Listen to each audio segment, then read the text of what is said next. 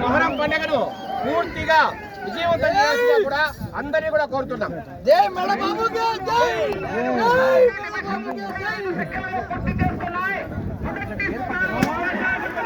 ఇక్కడ అద్భుతమైన ఏర్పాట్లు. అసలు చాలా గ్రామాలకు వెళ్తా మొహరం పండుగ సందర్భంగా ఎక్కడా కూడా ఇంత పెద్ద స్థాయిలో ఇంత వైభవపేతంగా అసలు రంగురంగుగా రకరకాల ఇవి కావచ్చు, లేదంటే విద్యుత్ దీపాలు కావచ్చు, లేదంటే ఇక్కడ పరిస్థితులు కావచ్చు, అట్లాగే ఎలక్ట్రిఫికేషన్, అట్లాగే ఇక్కడ జరుపుతున్న తీరు కావచ్చు, ప్రజల్లో ఉన్న ఆనందం, ఇక్కడ ఒక చైతన్యం.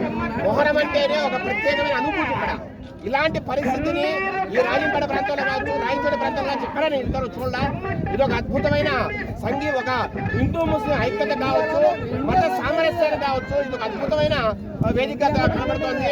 అట్లాగే ఇక్కడ ప్రజలు కూడా ఇక్కడ తెలుగుదేశము వైకాపా లేకుండా అందరూ కూడా కలిసికట్టుగా ఇప్పుడు మీరు చూస్తే అన్ని పార్టీల ప్రజలు ఇక్కడ అన్ని పార్టీల నాయకులు ఇక్కడ అద్భుతంగా కలిసిపోయి అన్నదమ్ములాగా ఇక్కడ జరుగుతున్న తీరులో ఇదంతా కూడా ముందు కూడా ఇట్లాగే జరగాల.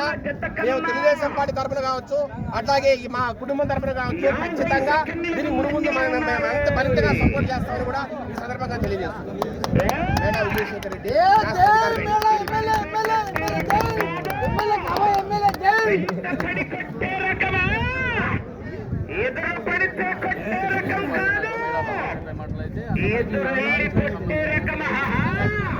ప్రతి సంవత్సరం